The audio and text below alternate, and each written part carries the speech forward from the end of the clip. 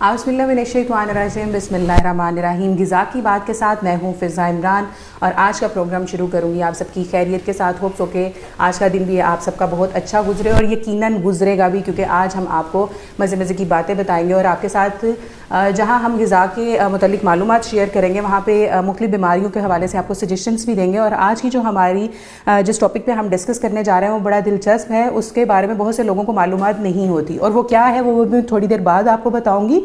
उससे पहले जैसा कि हम हर बार टॉप स्टोरी ऐड करते हैं और आप लोगों को बताते हैं कि पंजाब फूड अथॉरिटी आपकी सेहत को यकीनी बनाने के लिए क्या इक़दाम कर रही है, तो आज की टॉप स्टोरी जो है वो कुछ यूँ है। उसके मुताबिक मैं आपको बताती चलूँ कि director general Punjab food authority captain retired Mohammad Usman की सरबराही में मिलावट माफिया के खिलाफ लाहौर और शेखुपुरा में बड़ी कार्रवाइयाँ करते हुए फेयर ट्रेडिंग यूनिट्स में 3 यूनिट्स को सील किया गया है।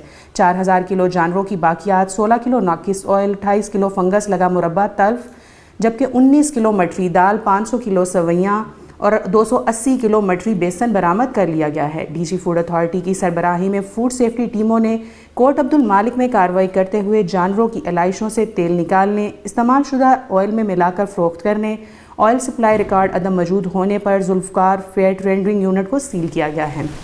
इसके अलावा फूड सेफ्टी टीमों ने फंगस लगे मुरब्बा में मुर्दा मक्खियों की मौजूदगी और लाइसेंस ना होने पर अलमसूनिया पंजाब फ्रूट हरन मीनार का प्रोडक्शन यूनिट सील किया है। मज़ीद बरा साबका दी गई हदायत पर अमल ना करने पर मटरी दाल को खुले नाकिस मसाला जात और नाकिस रंग लगाकर निम्को तैयार करने पर कादरी यूनिट स्वीट्स एंड निम्को यूनिट को सील किया गया है। PFA कवानीन में मटरी दाल का इंसानी खुराक में इस्तेमाल ममनू करार दिया गया है। इसी तरह एलाइशों से निकले तेल की सिर्फ बायोडीज़ल में इस्तेमाल की इजाज़त है। कार्रवाई के दौरान एलाइशों से निकले तेल को इस्तेमाल शुदा ऑयल में शामिल करके फ़रोख्त करने के शवाहिद भी पाए गए। मुरब्बा की तैयारी में गले सड़े फलों को खुले रंग, मसनूई मिठास और केमिकल लगाकर इस्तेमाल किया जा रहा था। जी बिल्कुल, ये मालूमात थी उन लोगों के मुतालिक जो हमारी सेहत से खेल रहे हैं और ऐसी चीज़ें हमारी सराउंडिंग में फैला रहे हैं।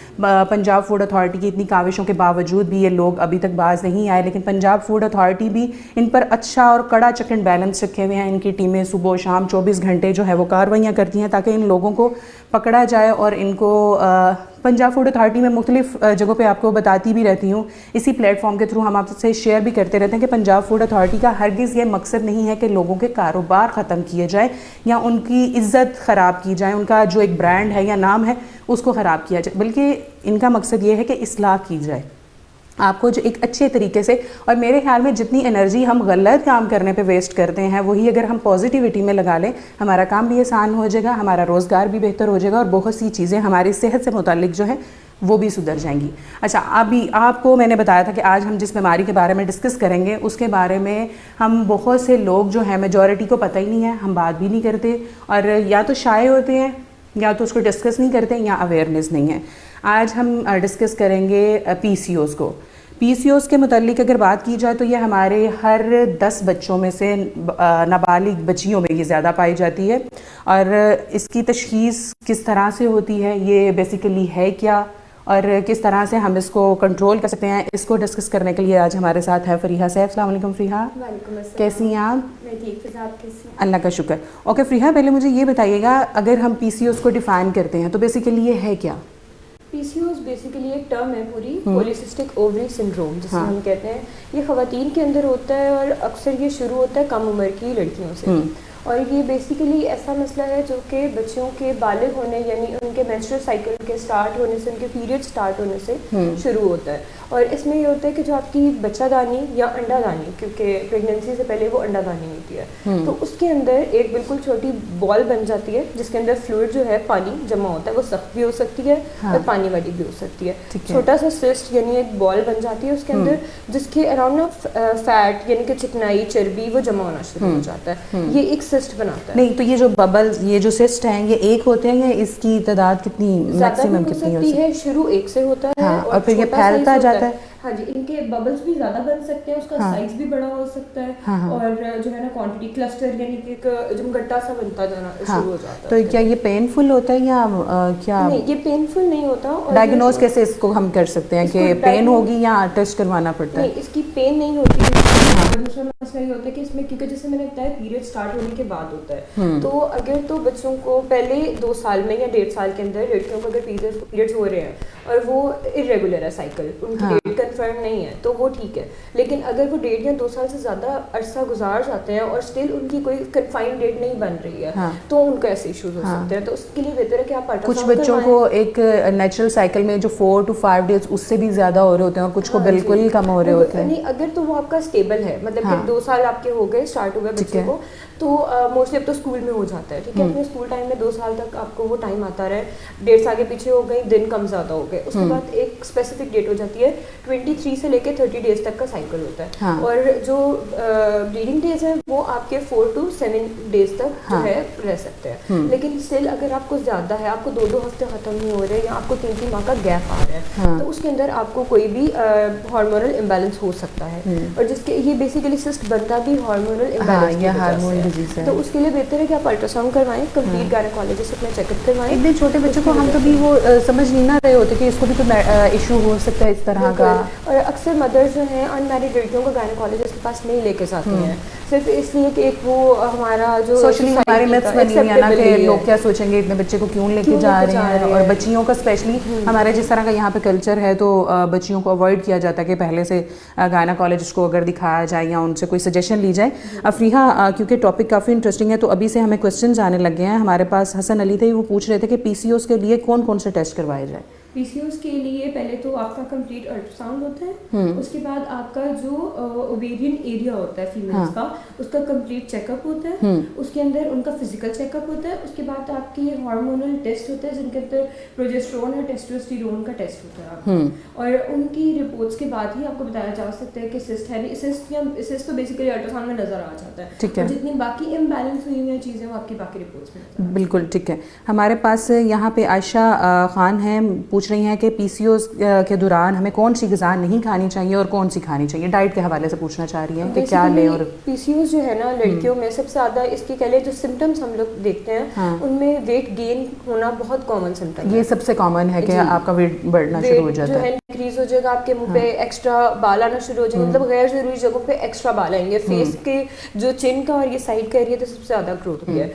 तो और अब तो बच्चियों में ये बहुत कॉमन है, फेस पे बाल। अगर आप किसी लेज़र क्लिनिक चले जाएं, हेयर लेज़र क्लिनिक भरे होते हैं। और यंग गर्ल्स की वहाँ पे ज़्यादा जो है उनके क्लाइंट्स इतने हैं, ज़्यादातर यंग गर्ल्स हैं। तो इसके लिए वेट रिडक्शन के लिए आप लो फैट चीज़ें लेंगी, लेकिन लो फैट के अंदर हम लोग ओमेगा 3 और ओमेगा 6 को जो है एक्सक्लूड नहीं करते।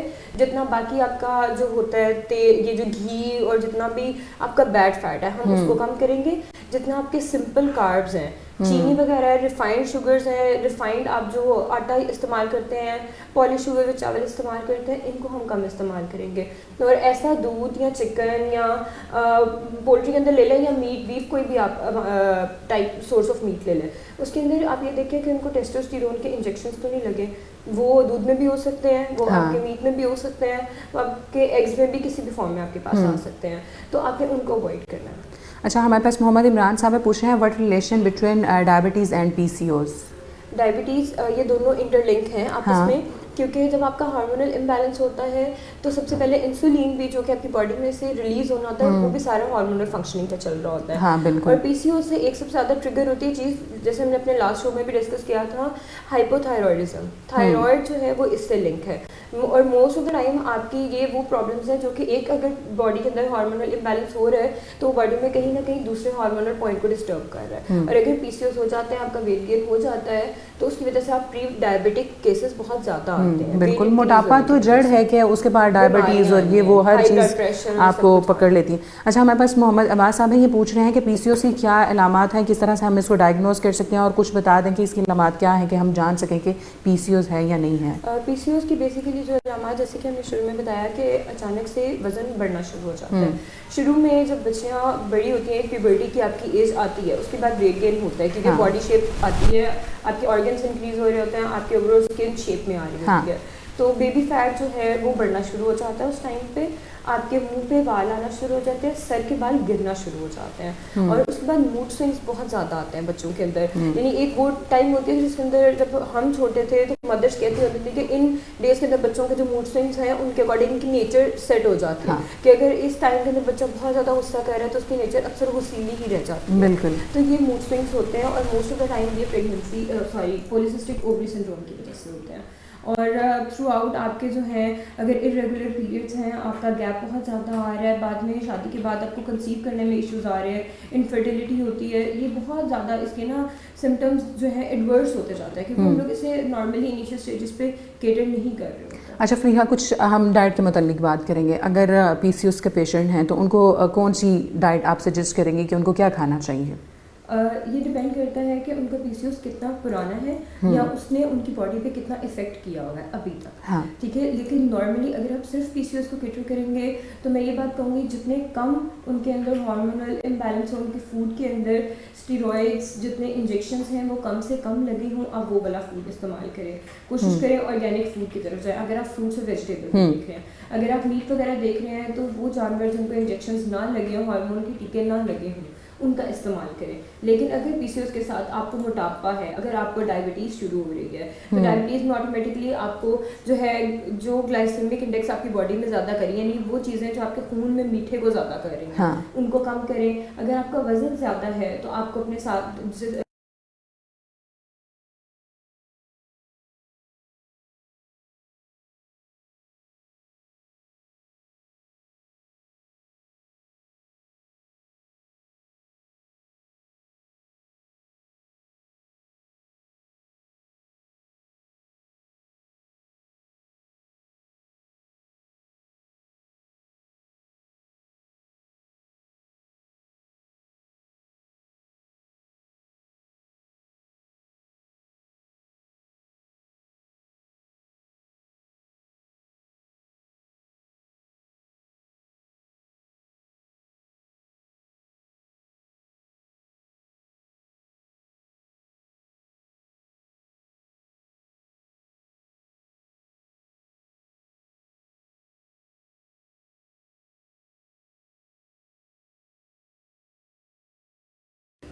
जो है चिकन उससे बेहतर है। बिल्कुल। अच्छा, आयशा सदीका है, इस्लाम कह रही हैं, वालेकुम अस्सलाम कह रही हैं, टीम पीएफ है, I am your regular viewer, thank you very much Ayesha, और I appreciate your effort and responses, thank you so much, और kindly guide some herbs to cure this. ये जड़ी बूटियों के हवाले से पूछ रही हैं, कोई होम रेमेडीज़ और कुछ लाइक? रेमेडीज़ के अंदर हम लोग सबसे पहले तो मैं खुद कभी भी जो है रेफर नहीं करती हूँ रेमेडीज़, और बहुत कम है जिनको हम लोग कह लें कि प्रैक्टिकली प्रूव करने के बाद कहते हैं कि आप ये चीज़ें कर सकते हैं।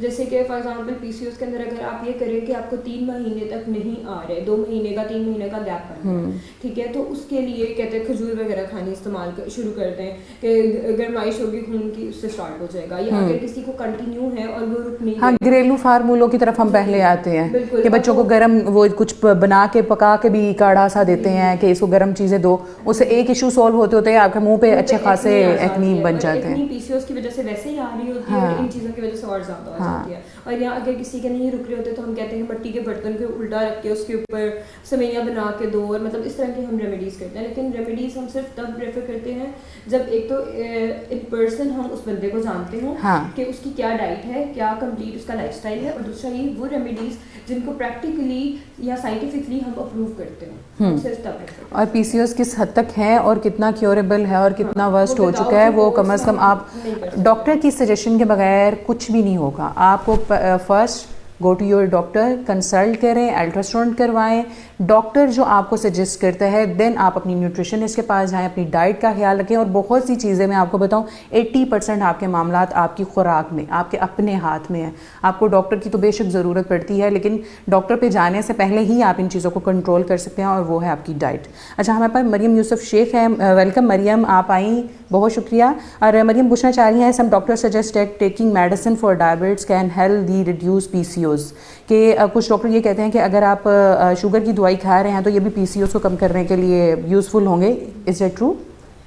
ये अब डिपेंड करता है कि वो डॉक्टर उनको किस स्टेज की डायबिटीज़ है, कौन सी टाइप। हाँ, डॉक्टर आपकी पूरी हिस्ट्री जान रहा है ना, उसके अकॉर्डिंगली शायद आपको कौन कौन सा ड्रग दे रहे हैं। हाँ। ठीक है, और दूसरी बात, अगर तो उन्होंने ये बात की है कि आपको हेल्प कर सकता है, इफ इट्स ट्रू, तो इसके अंदर हम ये बात कह सकते हैं कि अगर वो आपके हार्मोन्स को बैलेंस कर रही है तो वो कहीं ना कहीं आपको पीसीओएस में भी हेल्प कर रही है। पीसीओएस के अंदर हम लोग जो मेडिकेशन करते हैं, मोस्ट ऑफ द टाइम हम इसे करते हैं उस टाइम में या तो एक 3 मंथ्स का 2 मंथ्स का कोर्स होता है, जिसके अंदर हम लोग उनके हार्मोनल बैलेंस के लिए हम लोग मेडिसिन देते हैं। अदरवाइज नहीं तो जो गायनेकोलॉजिस्ट हैं वो आपको उस टाइम पे मेडिसिन देते हैं जब किसी फीमेल ने कंसीव किया हुआ, क्योंकि इससे सबसे ज़्यादा इनफर्टिलिटी होती है, यहाँ पे मिसकैरेजेस के चांसेस बहुत ज़्यादा होते हैं। और ये न्यूली मैरिड कपल्स में बहुत बड़ा इशू है। न्यू जो तो मल्टीपल जो है मिसकैरेज कंसीव नहीं हो पा रहा होता, और अगर कंसीव होता है तो मिसकैरेजेस हो जाते हैं, और फिर बच्चियां बेचारी लाइलमी में डॉक्टरों के चक्कर और उल्टी सीधी दवाइयां खा के मजीद फर्स्ट ट्राइमेस्टर के अंदर रिकमेंड करते हैं हार्मोन्स, लेकिन ये कंप्लीटली एंटायरली डिपेंड करता है, क्योंकि वो हार्मोन बच्चे को भी डैमेज कर सकता है, इसलिए उसका कंप्लीट केस स्टडी होती है, वो गायनेकोलॉजिस्ट ही आपको रिकमेंड कर सकती है। बिल्कुल। अच्छा फरीहा, हमने पहले ये बताया कि हमें क्या क्या खाना चाहिए। अभी जब मैं प्रोग्राम से पहले थोड़ा लिटरेचर मेरे पास था तो मैं पढ़ रही थी कि बड़ी वजह जो इसकी है बाहर का खाना। जब हम लॉन्ग टर्म बाहर की चीज़ें खाते जाते हैं, होटलिंग करते हैं, फास्ट फूड खाते हैं, तो ये किस हद तक सच है कि क्योंकि बच्चियाँ पढ़ रही होती हैं, बैठी पढ़ रही हैं, क्या खा रही हैं क्या नहीं खा रही, जो हाथ में आ रहा है बस खाते। स्टडीज़ के स्ट्रेस में भी बच्चे फास्ट फूड की तरफ ज़्यादा चले जाते हैं। तो इसके अंदर बेसिकली मैं ये कहना चाहूँगी कि फास्ट फूड ने हमारी लाइफ को तो बहुत ज़्यादा डिस्टर्ब किया है, और मेनली हमारी जितनी अभी तक बीमारियाँ हम लोग रोज़ यहाँ पर शो देखते हैं, रोज़ कोई ना कोई एक डिजीज़ हम केटर करते हैं। हाँ। तो मोस्ट ऑफ द टाइम वो चीज़ें आ रही हैं जो कि आपके लाइफस्टाइल चेंजेस की वजह से आ रही हैं। अगर बच्चों की अक्सर आदत है आजकल स्नैकिंग का बहुत ज़्यादा ट्रेंड है कि कुछ पढ़ना है, मूवी देखनी है, कोई चीज़ देख रहे हैं, टीवी देख रहे हैं, घर में कोई ना कोई चीज़ साथ में चल रही है। मोस्ट ऑफ द टाइम जो है चिप्स वगैरह पैक, कोल्ड ड्रिंक्स हैं तो वो बॉटल्ड, मतलब कि। और अच्छा जब बात करते हुए अगर हम घर में बात करें या टीवी देख रहे हैं तो हमें क्वांटिटी का भी अंदाज़ा नहीं होता कि हम शुगर में कितना खा गए। बिल्कुल, और इस चीज़ को सबसे ज़्यादा स्टॉप करना चाहिए, क्योंकि जितनी भी आपकी प्रोसेस फूड है, आपका जंक फूड है, वो पीसीओएस के लिए बहुत बड़ा एक ट्रिगर पॉइंट है जो कि आपकी बॉडी में हार्मोनल इम्बैलेंस करता है। और इसका सबसे कॉमन सिम्टम तब नजर आता है जबकि बच्चों को पीसीओएस स्टार्ट हो जाता है, बच्चियों को, और उनकी एक्नी आती है, फेस पे एक्नी आना, कमर पे, पीछे पूरी बैक आपकी जो है राइट और लेफ्ट दोनों साइड के ऊपर एक्नी स्टार्ट हो जाती है, आपकी फेस पे, आपके चीक्स पे, आपके चिन वाले एरिया में यहाँ पे एक्नी स्टार्ट हो जाती है। और ये पीसीओएस का बहुत स्टार्टिंग का और बहुत मेन पॉइंट है। और नॉर्मली ये कहते हैं कि नहीं, जब भी मेंस्ट्रुअल साइकिल स्टार्ट होता है तो मुझे 2-3 पिंपल निकलते हैं, और हम उस चीज़ को बड़ा नॉर्मल समझ रहे हैं उस टाइम पे, लेकिन वो कहीं ना कहीं आपको इंडिकेट कर रही होती है। हमें कम अज़ कम हाँ चेक रखना चाहिए। हमारे पास समिया तनवीर है, ये पूछना चाह रही हैं क्या पीसीओएस में चिकन खाना चाहिए? सब लोग चिकन से क्यों रिलेट कर रहे हैं, ऐसी कोई वजह? क्योंकि चिकन के अंदर बेसिकली टेस्टोस्टेरोन के इंजेक्शंस लगते हैं, जिनको हम लोग strictly that is very common. अब फूड अथॉरिटी भी इतना चेक रख रही है, हर जगह गाय भैंसों को भी लग रहे हैं, और इवन कि ये तो ममनू भी हैं, अब मिलते भी नहीं है, लेकिन फिर जिसने खरीदना है वो ले लेता है। और दूसरा क्योंकि एज एन ड्रग तो आपको मिल जाता है ये, तो उसका इशू ये चल रहा है कि अगर आप चिकन, जैसे कि मैंने बताया कि 100 ग्राम जो है चिकन का वेट करवा लें, कि अगर फॉर एग्जाम्पल उसको इंजेक्शन लगा भी है, तो क्योंकि बेसिकली ये इंजेक्शन लगता है कि आपका जो भी जानवर है वो जल्दी जल्दी बड़ा हो जाए, ठीक है, उसका वेट ज़्यादा हो जाए, उसकी क्वांटिटी, जब उसका मीट बने तो क्वांटिटी ज़्यादा हो जाए। तो इसलिए आप 100 ग्राम चिकन जो है उसको मैयर करवा लें ज़िबा करने से पहले, तो वो ये होगा कि अगर उसमें इंजेक्शन लगा भी है तो उसका इतना ज़्यादा उस इफेक्ट नहीं हुआ होगा, उस चिकन के अंदर, उस मीट में उसका इफेक्ट नहीं होगा। उससे पहले आप उसको जो है ना वो वॉश करके और यूज़ कर चुके होंगे, तो आप कोशिश करें कि उसका अगर तो देसी चिकन मिलता है तो दैट्स वेल एंड गुड, आप उसको ज़रूर लें। अच्छा ताहिर बात साहब है, ये पूछ रहे हैं कुछ अहम ग़िज़ाएँ बता दें जो हम इस्तेमाल कर सकते हैं पीसीओएस में। ये पहले भी बताइए, रिपीट करते हैं। अहम ग़िज़ाओं के अंदर जैसे कि मैंने बताया था, जो चीज़ें आपने रोकनी है उनके अंदर सिंपल कार्ब्स, जिनके अंदर आपका जो है छना हुआ आटा, आपके पॉलिश किए हुए चावल, चीनी, इस तरह की चीज़ों का इस्तेमाल आप कम से कम करें। और एक रूटीन, हम लोगों का ट्रेंड अब बहुत कम हो गया, हम लोग सिर्फ गंदम का या एक ही किस्म का आटा इस्तेमाल करना शुरू हो गया। पहले घर में बेसन की, हमें लगता है रोटी सिर्फ होती गंदम की है, बिल्कुल, और जौ की, मकई की, पुराने ज़माने में इतनी रोटियां बनती थी, और हम लोग ना उन आटों को छोड़ते जा रहे हैं। अगर आपको कंप्लीट उसका टेस्ट नहीं पसंद, क्योंकि अक्सर वो जुड़ते नहीं है, तो आप उसको एक गंदम के आटे के अंदर मिक्स करके इस्तेमाल कर सकते हैं। मिक्स करें ताकि ग्रेन्स, जो कि हमारा बड़ा अहम ग्रुप है जिसे हम लोग इस्तेमाल करते हैं सारे कम से कम वैरायटी आए। हाँ। और उन चीज़ों का इस्तेमाल ज़्यादा करें, और जो चीज़ें आपके पास बिल्कुल रॉ फॉर्म में हैं उनको हमेशा उन चीज़ों को प्रेफर ज़्यादा करें, बजाय ये कि बाज़ार से जो आपके पास रेडी टू ईट मील्स आते हैं कि बस इन्हें हल्का सा फ्राई किया या ओवन किया और उसके बाद आप इस्तेमाल किया। उसकी बजाय आप कोशिश करें कि स्क्रैप से बिल्कुल शुरू से अपने घर में चीज़ें बनाएं। हाँ, अच्छा, हमारे पास नेक्स्ट क्वेश्चन है, ये पूछना चाह रही हैं कि guide the relationship between PCOS and stress. Stress बड़ी वजह है, बहुत ज़्यादा वजह है। और दूसरा ये क्योंकि हम लोग बात ही ये कर रहे हैं कि पीसीओएस आता ही हार्मोनल इम्बैलेंस की वजह से, और स्ट्रेस जो है आपकी बॉडी के अंदर सबसे ज़्यादा जो है हार्मोन्स जो है इंक्रीज करता है आपकी बॉडी में। स्ट्रेस जो है आपकी बॉडी के जितने हार्मोन्स हैं उनकी फंक्शनिंग को कहीं ना कहीं जो है हिंड्रेंस क्रिएट करता है कि उनका काम रुके। ठीक है, जब आप सोच ही पॉजिटिव नहीं रहे, आपकी बॉडी में अगर खाना जा रहा है, स्ट्रेस में सबसे ज्यादा हम लोग कहते हैं कॉन्स्टिपेशन हो रही है, या एग्जाम्स आ रहे हैं कॉन्स्टिपेटेड हो गए, या कई लोगों का डायरिया स्टार्ट हो जाता है। स्ट्रेस की वजह से अक्सर आपका मेंस्ट्रुअल साइकिल डिस्टर्ब हो जाता है, पीरियड की डेज कम ज्यादा हो जाते हैं, डेट्स आगे पीछे हो जाती हैं।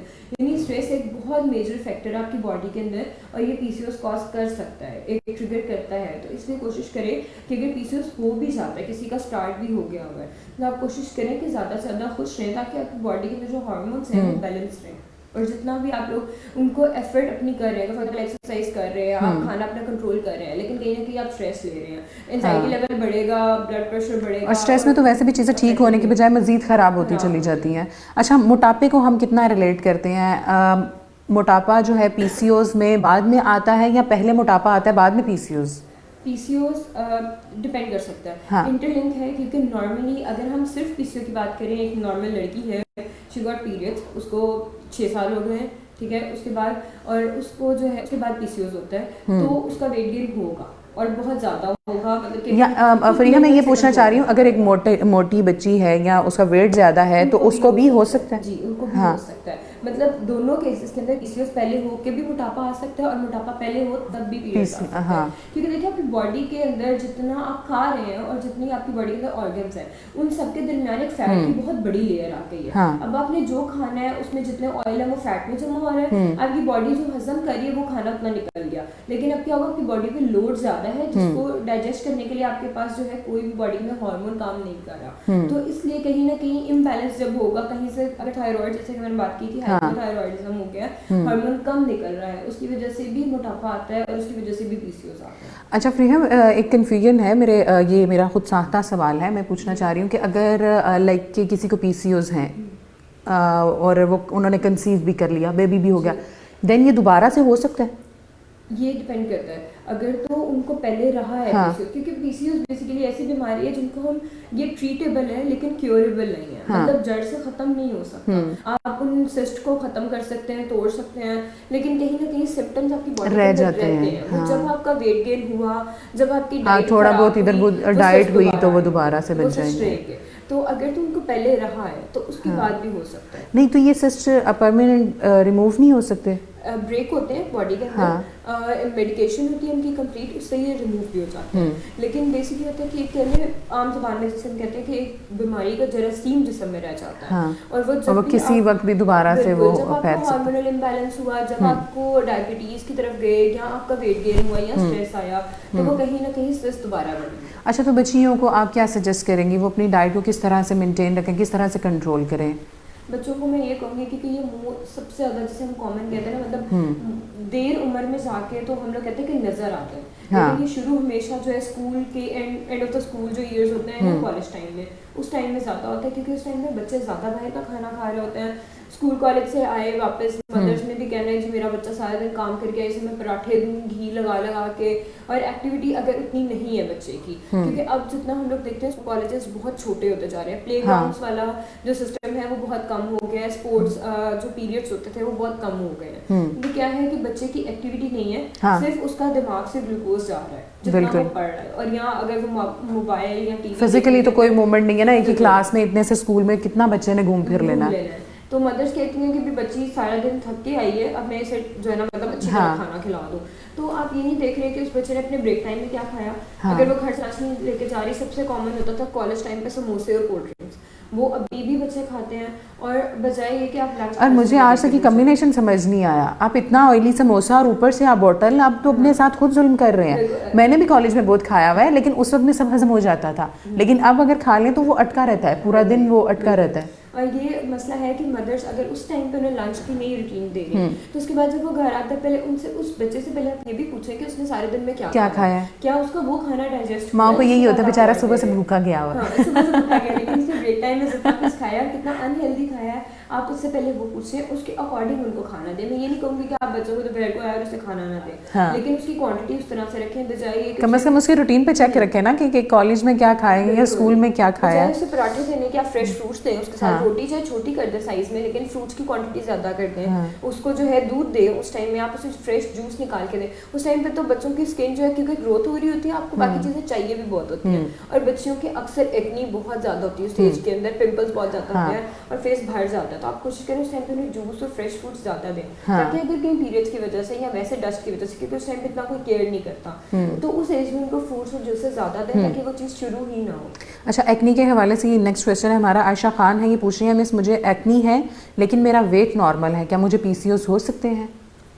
उसके लिए आपको कंप्लीट चेकअप कराना पड़ेगा। पहले तो ये कि आप अपने डर्मेटोलॉजिस्ट से कंसल्ट करें। अगर आपको एक्नी के साथ साथ फेशियल ग्रोथ भी है, तो हो सकता है कि खुदा ना खास्ता कहीं ना कहीं चांसेस हो पीसीओएस के, लेकिन आपके वेट गेन होने में अभी टाइम है, ठीक है। अगर अभी वो इतना स्वेयर ना हो, अभी थोड़े बहुत सिम्टम थोड़ा बहुत हो। हम इसमें ये नहीं कह सकते कि अगर सिर्फ बंदा मोटा है तो उसे पीसीओएस है, अगर सिर्फ मुंह पे बाल है तो पीसीओएस है, या सिर्फ एक्नी है। मेरी एक फ्रेंड है बहुत स्लिम है, उसको भी पीसीओएस डायग्नोज हुआ 3-4 माह पहले। आपको ये वो सारे सिम्टम्स होते हैं जो, और उसके फेस पे बाल भी नहीं है, मजे की बात, उससे बाल भी नहीं है। हम इन सब चीज़ों को, ये सिम्टम्स कह सकते हैं, लेकिन हम 100% इसको ये नहीं कह सकते कि अगर आपको एक्नी है तो आपको 100% यही होगा, या अगर आपके फेस पे बाल आ रहे हैं तो यही होगा। तो इन चीज़ों को जो है वो आइडेंटिफाई करने के लिए और श्योर करने के लिए डॉक्टर की सजेशन बहुत ज़रूरी है। तो आयशा, पहले आप अपने डॉक्टर से कंसल्टेंसी लें, देन आप हमें यहाँ पे बताइएगा कि अगर ऐसा है या नहीं है, तो देन आपकी डाइट क्या होनी चाहिए, हम आपको क्या हेल्प आउट कर सकते हैं, क्या सजेशन होनी चाहिए, तो फिर फरीहा आपको सजेस्ट कर देंगी। अच्छा फरीहा, ये नॉर्मली बच्चियों में स्टार्ट होता है या आफ्टर 30 और आफ्टर 40 हो सकता है? आफ्टर 30 और 40 हो सकता है, लेकिन उनके केसेस बहुत कम होते हैं, चांसेस कम है, होता है, क्योंकि जिनको पीसीओएस होता है मोस्ट ऑफ द टाइम वो अर्ली स्टेजेस पे हो जाता है, ठीक है। क्योंकि बेसिक 30-40 के बाद जाके तो क्योंकि कोई ना कोई प्रेगनेंसी हो चुकी होती है, डिलीवरी हो चुकी होती है, केसेस कम होते हैं। तो एक चीज जो तब तक अगर सेफ रही है ना, तो उसके चांसेस बचने के ज्यादा होते हैं। हाँ, अगर सडन आपने उस एज के अंदर जाके आपकी डाइट बहुत ज्यादा चेंज हो गई है, उदाहरण कोई बहुत इम्बैलेंस हो गई है, बॉडी के अंदर कोई डिजीज आ गई है जिसकी वजह से हार्मोनल इम्बैलेंस हो रहा है, अगर फॉर एग्जांपल उस एज में आके हाइपोथायराइडिज्म हो जाता है आपको, तो पीसीओएस के चांसेस हैं, अदरवाइज बहुत कम होते हैं। और दूसरा पीसीओएस जिनको हम सबसे सिम्टम इनके कॉमन, बाकी तो हम फिजिकल सिम्टम्स कह देते हैं, लेकिन सबसे कॉमन ये है कि आप ये देखिए आपकी मेंस्ट्रुअल साइकिल में तो कोई डिस्टर्बेंस नहीं है। अगर डिस्टर्बेंस है तो गायनेकोलॉजिस्ट से कंसल्ट करें। अगर इट्स नॉर्मल, तो बाकी आपका वजन बढ़ना या बाल आना या एक्नी आना हो सकता है उसकी रीजन और हो, फिर आप डर्मेटोलॉजिस्ट की तरफ जाएं, क्योंकि आपके एक्नी फिर किसी और रीजन से आ रही है। ठीक है, आयशा सदीका है हमारे पास, इनका नेक्स्ट क्वेश्चन है, kindly guide me, there is any relation in acne and PCOS. अभी भी हमने थोड़ा इस पे पहले भी डिस्कस किया, लेकिन अगर आयशा ने अभी ज्वाइन किया तो प्लीज़ इनको सजेस्ट कर दें। देखिए, अगर आपके फेस पे एक्नी आ रही है और वो आपके चीक्स और चिन वाले एरिया में ज़्यादा है और उसके साथ साथ बाल भी आ रहे हैं वहाँ पे, तो आपको ये एक सिम्टम है जो कि लीड करता है, जो कि शो करता है पीसीओएस का होना। लेकिन अगर उसके साथ साथ आपके जो मेंस्ट्रुअल साइकिल है वो डिस्टर्ब है, आपके नंबर ऑफ डेज जो है 22-23 से लेके 30 डेज के दरमियान नहीं है, या इससे गैप कम आ जाता है, 15 का 10 डेज का आ रहा है तो इशू है, या अगर 3 मंथ्स का 2 मंथ्स का गैप आ रहा है तो वो इशू है। अगर पीरियड्स में या मेंस्ट्रुअल साइकिल में फर्टिलिटी के चांसेस के अंदर कोई इशू नहीं है आपका, और आपने अल्ट्रासाउंड भी करवा लिया है, तो फिर आपको अपने डर्मेटोलॉजिस्ट को कंसल्ट करना चाहिए कि आपके हो सकता है कोई फंगल इन्फेक्शन हो, कोई बैक्टीरियल इन्फेक्शन हो, मॉइस्चर की वजह से, क्लाइमेट कंडीशन की वजह से कोई एलर्जी हो सकती है, मतलब डिफरेंट चीज़ें आ जाती हैं, फिर आप उनको कंसल्ट करें। हाँ, कम से कम हाइजीन का प्रॉपर ख्याल रखें, अपनी डाइट का प्रॉपर ख्याल रखें, अपने डॉक्टर से कंसल्टेंसी लें, और देन इन तमाम चीज़ों को जो है वो आप इन पे चेक एंड बैलेंस रखेंगे तो बहुत से मामला ठीक हो जाएंगे। हमारे पास फरमान खान है, ये पूछना चाह रहे हैं, इनका क्वेश्चन वैसे हमारे टॉपिक से रिलेटेड तो नहीं है, लेकिन फरमान साहब चूँकि आपने क्वेश्चन किया है तो आपको हम बता देते हैं। Kindly suggest weight reduction procedure through proper diet. Weight reduction पहले तो हमें इनका कंप्लीट डाटा चाहिए होगा, आपकी क्या हाइट है, क्या एज है, क्या वेट है आपका, और जो है दूसरी बात ये कि आपने खुद बंदे को पता होता है कि उसकी डाइट के अंदर ऐसी क्या चीज़ें हैं जो उसे कम करनी चाहिए, और या वो दिन में जब 3 टाइम का मेन जो मील ले रहा होता है विदाउट स्नैक्स जो होता है वो उसकी क्वांटिटी कितनी ले रहे हैं, ठीक है। तो आप कोशिश फिलहाल के लिए, क्योंकि बाकी डाटा आपका नहीं है, आप अपना वो भेजें, हम आपको डाइट प्लान देंगे, लेकिन अभी के लिए मैं आपको ये कह सकती हूँ कि आप फ्रीक्वेंट मील्स लें, यानी कि थोड़ी थोड़ी देर बाद खाना खाएं, लेकिन उसकी अमाउंट कम रखें। हाँ। अगर चपाती ले रहे हैं आप कोशिश करें, अगर आप बड़ी प्लेट की साइज़ की ले रहे हैं तो उसका साइज़ थोड़ा छोटा कर दें। अगर आप चावल ले रहे हैं तो बजाय पूरी प्लेट को यूं ऊपर से वो बना के भर के लेने की बजाय आप उसको आधा कर लें, थोड़ी अमाउंट कम कर लें। चाहे मैं कहती हूँ कि चाहे आप 6 चम्मच चावल खा रहे हैं, लेकिन घंटे बाद जाके आप एक फ्रूट खा लें। हाँ। मतलब आप अपनी डाइट को इस तरह से चेंज करें, क्वांटिटी आप कम लेंगे, इसमें सारा दिन खाते भी रहेंगे, स्नैकिंग रहेंगे, और बजाय ये है कि जब आप जंक फूड ले रहे हैं या चिप्स वगैरह खा रहे हैं टीवी देखते हुए फ्री टाइम में, तो आप कोशिश करें उस टाइम पे फ्रूट्स काट के रखें अपने पास, फ्रिज में वैसे एक्स्ट्रा फ्रूट्स रखें कटिंग किए हुए, ताकि जब आपकी स्नैकिंग का मूड आ वो प्लेट उठाएं और जो है ना उसको खा, क्रेविंग्स हो तो बजाय के सामने उलट पुलट चीज़ों के आप कोई अच्छी चीज़ खाएं। अच्छा, हमारे पास खुराक के हवाले से हम चूँकि डिस्कस कर रहे हैं, तो फ्रीहा जिन लोगों ने अभी ज्वाइन किया आप उनको ये दोबारा से रिपीट कर दें कि हमें कौन सी डाइट को ड्यूरिंग PCOS हिस्सा बनाना है और कौन सी चीज़ों से अवॉइड करना है। बेसिकली डाइट के अंदर जैसा कि मैंने बताया, प्रोसेस चीज़ों को, सिंपल कार्ब्स को कम से कम लें, जितनी बाहर की बनी हुई चीज़ें हैं उनको अवॉइड करें, तली हुई चीज़ों को अवॉइड करें, कोशिश करें घर के अंदर बना हुआ खाना ज़्यादा इस्तेमाल करें, कम छना हुआ आटा, पॉलिश हुए हुए चावल, इनको अवॉइड करें कम से कम, और सफ़ेद आटा जो मैदा वगैरह इसको अवॉइड करें। और हमें खाना क्या है फ्रूट्स में, वेजेस में हम ज़्यादा जो है घर की चीज़ों को प्रेफर करें। हाँ जी बिल्कुल, और जो है आटा जैसे मैंने बताया 2-3 आटे आप मिक्स करके खाएं, ब्राउन वाला आटा खाएं जिनके अंदर उसका छना हुआ ना हो, और जो है रोटी और सालन आप प्रेफर करें आप घर से खाएं बजाय मैदे की चीज़ों खाने के। फ्रूट्स वेजिटेबल्स को इंक्रीज करें अपनी रूटीन के अंदर, और ज़्यादातर चीज़ों को मतलब कि स्मोक या बेक करके खाएं बजाय फ्राई करने के। ठीक है। और डायबिटीज़ के हवाले से बहुत लोगों ने फरीहा हमसे पूछा है कि ये आपस में इंटरलिंक हैं, वो आपने पहले भी आंसर किया है कि इनके बहुत ज़्यादा चांसेस बढ़ जाते हैं। जैसे मरियम ने भी पूछा कि जो मेडिसिन डायबिटिक पेशेंट्स को दी जाती हैं क्या वो PCOS को भी कंट्रोल करने के लिए हेल्पफुल हो सकती हैं। तो it's very person to person कि उसकी डिज़ीज़ कितनी है, उसको डॉक्टर की कंसल्टेंसी बहुत ज़रूरी है। उसका डॉक्टर उसकी हिस्ट्री जानता है, उसको तमाम चीज़ें पता है कि डायबिटिक लेवल पे ये कहाँ स्टैंड कर रहे हैं और PCOS में ये कहाँ स्टैंड कर रहे हैं। तो हर मेडिकेशन जो है वो हर पर्सन के लिए नहीं है। डॉक्टर ने उसको जो उसकी हेल्थ के मुतालिक सजेस्ट किया है वो आपके लिए नहीं है, अगर जो आपको सजेस्ट किया है वो दूसरे बंदे के लिए नहीं है। इसलिए खुद साख्ता मेडिकेशन बांटने से बेहतर है कि आप डॉक्टर से रब्ता करें। और हमेशा मैं एक चीज़ कहती हूँ कि आप जब होम रेमेडीज़ की भी बात आई, हर्ब्स की भी बात आई, लोग करते हैं जड़ी बूटियों से भी बेशक इलाज होता है, और हिकमत एक बाकायदा खुद में एक डिग्री है, एक पूरी स्टडी है, और इसमें पूरा एक पूरी सर्च के बाद चीज़ें बनाई जाती हैं। तो आप अथेंटिक हकीमों के पास जाएं बजाय इसके कि आप नीम हकीम जो गली मोहल्लों में खुद साख्ता बैठे होते हैं कि जी इसके अब्बा हकीम थे तो अब ये भी हकीम है, इसके हाथ में भी वो शफा है। तो ऐसा नहीं होता। हर चीज़ की एक स्टडी होती है, हर चीज़ की एक डिग्री होती है। बाकायदा डॉक्टर भी पढ़ के आते हैं, वो इसलिए डॉक्टर नहीं होते कि उनके अब्बा डॉक्टर थे या उनकी अम्मा डॉक्टर थी। तो पहले ये ख्याल रखें भी उन्हीं को करते हैं जो कि नीम हकीम होते हैं, जो प्रोफेशनल्स हैं, डिग्री के साथ है, जिनको ये पता है कि हिकमत एक खुद में बड़ी डिग्री है। अब तो आप देखें बाहर से लोग पढ़ के आ रहे हैं हिकमत को, और इस बिल्कुल भी हम इस प्लेटफॉर्म के थ्रू किसी भी किस्म की दिलाजारी नहीं करना चाह रहे। वेरी फर्स्ट प्रोग्राम से हम आपको यही कहते हैं कि first you come your doctor, अपने डॉक्टर के पास जाएं, उनसे कंसल्टेंसी लें। और यहाँ पे हम सिर्फ आपको आपकी डाइट सजेस्ट करेंगे, हम आपको खुराक के ज़रिए बताएंगे कि आपने कौन सी ग़िज़ाएँ खानी है, किन से अवॉइड करना है, और किस तरह से आप अपना लाइफस्टाइल बेहतर बना सकते हैं। ठीक है फ्रीहा, आपने आज हमने PCOS को डिटेल डिस्कस किया है। एंडिंग पे जाते जाते अगर PCOS पेशेंट के लिए आप क्या सजेस्ट करेंगी कि किस तरह से आप अपना ख्याल रख सकते हैं हेल्थ का, अपने लाइफस्टाइल का? एक जो सबसे कॉमन मेरा कंसर्न होता है बच्चियों के बारे में, मैं ये ज़रूर कहना चाहूँगी कि प्लीज़ मदर्स, क्योंकि आप लोग अपनी बच्चियों के ज़्यादा क्लोज हैं फैमिली में किसी और मेंबर के, तो उनको इनिशियल स्टेजेस पे अर्ली ईयर्स में उनको गायनेकोलॉजिस्ट के पास लेके जाएं, बजाय उस चीज़ से झिझकने के कि लोग कहेंगे कि अनमैरिड लड़की गायनेकोलॉजिस्ट के पास क्यों जा रही है, या ऐसा क्या मसला है। तो मैं ये बात कहती हूँ कि मतलब कुछ चीज़ें अगर आप ज़रूरी नहीं आप सबको बता के जाएं, हाँ। आप अपनी बेटी को लें, आप आराम से अकेले चले और जब आप बच्चे को खुद ये एहसास दिला रहे हैं कि ये बात नहीं किसी को बतानी है, शेमफुल है, तो जब आप अपने बच्चे को खुद ही स्नप कर देंगे तो वो किस तरह से आपसे फ्रैंकली डिस्कस करेगा कि मुझे ये इश्यूज हैं। और जो शर्म का मैं कहती हूँ क्राइटेरिया ना, उसको थोड़ा सा डिफाइन करें कि कुछ चीज़ें आपकी बच्चे की हेल्थ से इम्पोर्टेंट नहीं है। कल खुदा ना खास्ता उस बच्ची का आगे से बेऔलादी होती है या इनफर्टिलिटी होती है, खुदा ना खास्ता, बिल्कुल वो बच्ची कितनी तकलीफ में होगी, आप उसकी कल की तकलीफ बर्दाश्त कर लेंगी आज के अपने रिलेटिव्स या दोस्तों को ना नजर आने की वजह से। आपकी बेटी की हेल्थ सबसे ज्यादा इम्पोर्टेंट है लोगों की बातों से ज्यादा।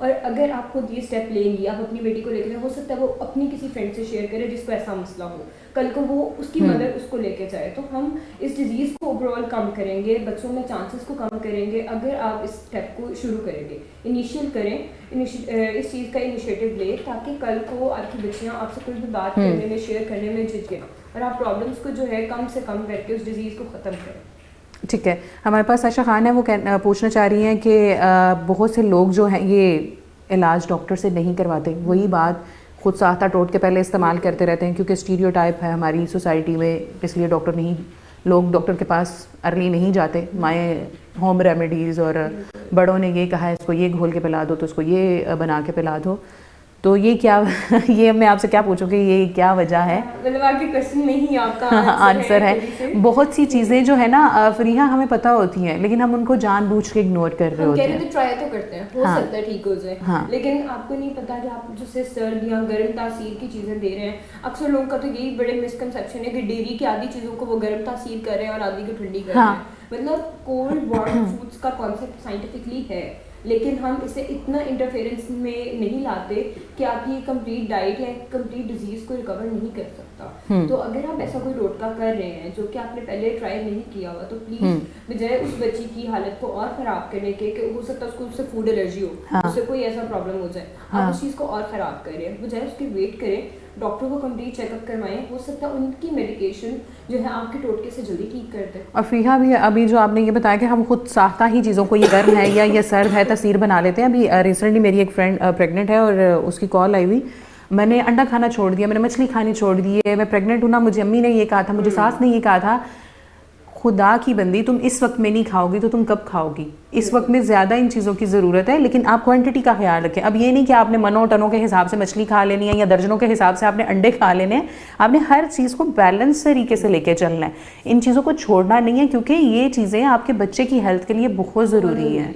ठीक है, और ये जो नीम हकीम ख़तरा जान घर में होते हैं कुछ लोग जो आपको खुद से मशवरे देते हैं, तो प्लीज़ उनको ज़रा अवॉइड करें। हमारे पास हमना रज़ाक वासिफ साहिबा हैं, ये पूछ रही हैं diet for working ladies to avoid PCOS। Working ladies की डाइट मैं कभी एक नहीं कह सकती कि वो डिफरेंट होगी, क्योंकि हम सब वर्किंग लेडीज़ हैं। और अब कह लें कि ये ट्रेंड बहुत कॉमन होता जा रहा है कि ऑफिस के अंदर लोग लंच बॉक्सेस ला रहे हैं, जो कि एक कॉमन प्रैक्टिस पहले बहुत हद तक खत्म हो चुकी थी। मोस्टली सिर्फ मेल मेंबर्स घर में से लंच बॉक्स लेके जाते थे। तो आप प्लीज़ जब सुबह सबके लिए बना रही हैं, आप अपने लिए भी वो खाना बनाएं। जो आपने दोपहर का एक टाइम का खाना अपने बाहर से खाना है, बजाय उसके कि आप उसको जो है अपना लंच जो है आप घर से लेके आ रही हैं। आपकी ये प्रैक्टिस आपके बहुत से जो है प्रॉब्लम्स को इनिशियली ही स्टॉप कर देगी। और दूसरी बात, अगर PCOS के साथ आपका वेट गेन हो रहा है, अगर आप ऑफिस के अंदर हैं तो आप कोशिश करें कि अपने टाइम में अपने फ़ोन पे अलार्म लगाएं, घंटे बाद चाहे आधे घंटे 30 मिनट्स का गैप रखें, 50 मिनट्स का रखें। आपने एक दफ़ा उठ के राउंड लगाना है पूरे ऑफिस का, वापस आके अपनी सीट पे बैठ जाएं। अगर आपकी सीट ऐसी है कि आप जल्दी नहीं उठ सकती तो एटलीस्ट 4 घंटे का गैप रखें, लेकिन उसके बाद आप एटलीस्ट अपने लिए 5 मिनट्स निकाल लें। आप उस टाइम में सिर्फ वॉक करें और या स्टेयर्स चढ़ें, जितना अगर आपके ऑफिस की बिल्डिंग के अंदर स्टेयर्स हैं, आप उस स्टेयर्स को लें, आप वॉक करें, वापस आके अपनी सीट पे बैठ जाएं। ये थोड़े से ही टाइम में हो सकता है। आपने जो थोड़ी सी स्नैकिंग की है, क्योंकि अक्सर बैठने वाले काम के अंदर पेट ज़्यादा निकलता है और नॉर्मली लोग कुछ ना कुछ खा रहे होते हैं साथ। तो वो जो सारे दिन की स्नैकिंग है, एक तो उसको कम करें, अपने साथ नट्स रखें, फ्रूट्स एंड वेजिटेबल्स रखें, ताकि अगर आप स्नैकिंग कर भी रहे हैं तो आपकी एक हेल्दी स्नैकिंग, आपकी बॉडी को उससे फ़ायदा हो रहा है। और जब आप वो थोड़ी सी वॉक करेंगे तो आपका खाना जो है वो भी डाइजेस्ट होगा, आपको पता चलेगा कि अभी मैंने दिन में कुछ खाया था। और बैठने के बाद आपका मूड भी फ्रेश हो जाता है, काम करने की स्पीड काफ़ी बढ़ जाती है, बजाय सारा दिन में ही बैठने के। ओके, हम ना आपको किसी हद तक फरीहा के आंसर ने भी सेटिस्फाई कर दिया होगा, लेकिन मेरी एक सजेशन है कि जो लास्ट वीक का हमारा थर्सडे का सेशन था उसको अगर आप उस प्रोग्राम को उठा के देखें तो आपको इस कंप्लीट हमारा टॉपिक ही यही था कि वर्क प्लेस पे आपको किस तरह से अपनी डाइट को मेंटेन रखना है, आपने क्या खाना है, अगर आप वर्किंग लेडी हैं या बंदा कोई काम पे जा रहा है तो उसको किस तरह से ड्यूरिंग ड्यूटी आवर्स अपनी खुराक का किस तरह से ख्याल रखना है, लंच बॉक्स कितना ज़रूरी है, और अगर आप लंच बॉक्स लेके जा रहे हैं तो कम टाइम में आप उसको हाउ टू मेंटेन, तो पूरी कंप्लीट हमने उस पर उस दिन डिस्कशन की थी। तो आप वो प्रोग्राम ज़रूर देखिएगा, उसमें हमने छोटी छोटी रेसिपीज़ भी बताई थी माहा ने, और उन रेसिपीज़ को लेके चलेंगे तो काफ़ी हद तक जो है आपका लंच बॉक्स अच्छा भी बन जाएगा और आपकी हेल्थ पे भी अच्छे असरात पड़ेंगे। अच्छा, आयशा खान है, ये हमारा लास्ट क्वेश्चन होगा। ये पूछना चाह रही है पीसीओएस में फ़ैट खाने से मना किया जाता है, तो क्या ये हेल्पफुल है?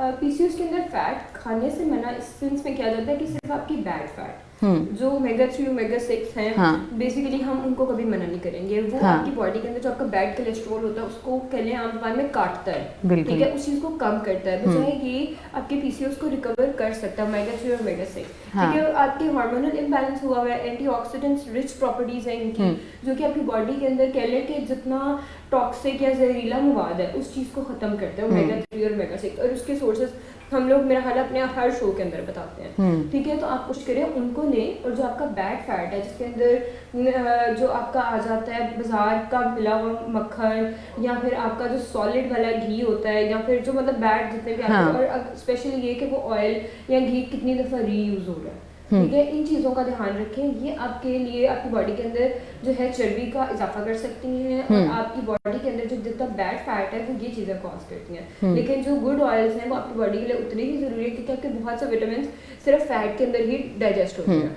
उसके लिए हम कभी भी आपकी कंप्लीट फैट को जो है वो रिड्यूस नहीं कराएंगे, बल्कि हम ओमेगा 3 ओमेगा 6 को इंक्रीज कराते हैं। फ्रीहा, आशा के क्वेश्चन से मुझे ये आइडिया, मुझे ये फील हुआ है कि लोगों को इन्फॉर्मेशन हर चीज़ से बारे में होती है लेकिन अथेंटिक नहीं होती, तो आधी इन्फॉर्मेशन जो है वो बड़ी डेंजरस होती है। आपके पास अब माशाल्लाह से इतनी टेक्नोलॉजी है, पढ़े लिखे लोग हैं, हर चीज़ आपके एक क्लिक पे प्रोवाइड है, और ये प्रोग्राम भी बिल्कुल इसीलिए स्टार्ट किया गया कि आप लोगों को जो इन्फॉर्मेशन चाहिए अपनी हेल्थ से रिलेटेड, अपनी डाइट से रिलेटेड, कि आया हम ये खा रहे हैं, ये अच्छा है, ये बुरा है, हमें कितनी क्वांटिटी में खाना चाहिए, तो आप इस प्लेटफॉर्म के थ्रू उस जो थोड़ी सी इन्फॉर्मेशन है उसको अथेंटिक कर सकते हैं, पूछ सकते हैं, और पूछ लेने में कोई कबाहत नहीं है। आप उससे पूछें, डिस्कस करें बड़ों के साथ, डॉक्टर्स के साथ। इस प्लेटफॉर्म के थ्रू आप हमें क्वेश्चंस अपने रेज कर सकते हैं, और बिल्कुल यहाँ पर हमारे पास जो न्यूट्रिशनिस्ट होती हैं वो काफ़ी एक्सपर्ट्स हैं, अपनी डिग्री होल्डर हैं, पढ़े लिखे लोग हैं, आपके तमाम सवालों के अच्छे से जवाब दिए जाएंगे। और इसके साथ ही हमारा टाइम जो है वो ख़त्म हो गया है, और खूब सो आप अपना पूरा दिन भी इसी तरह से अच्छे तरीके से गुजारेंगे, अपनी सेहत का ढेर सारा ख्याल रखेंगे, अपने सराउंडिंग में अपने जानने वाले अपने प्यारों का ढेर सारा ख्याल रखिएगा। और मिलावट माफिया जहाँ कहीं भी आपको लगता है कि ऐसी साजिशें हो रही हैं या ऐसा काम किया जा रहा है जो ना सिर्फ हमारे लिए, हमारे जानने वाले लोगों के लिए या हमारे पॉपुलेशन के लिए ख़तरनाक है, तो उनके मुतालिक इत्तला दें पंजाब फूड अथॉरिटी के टोल फ्री नंबर्स पे, या यहाँ पे भी आप क्वेश्चन कर सकते हैं। और कल तक के लिए अपना ढेर सारा ख्याल रखिएगा। अल्लाह हाफ़िज़।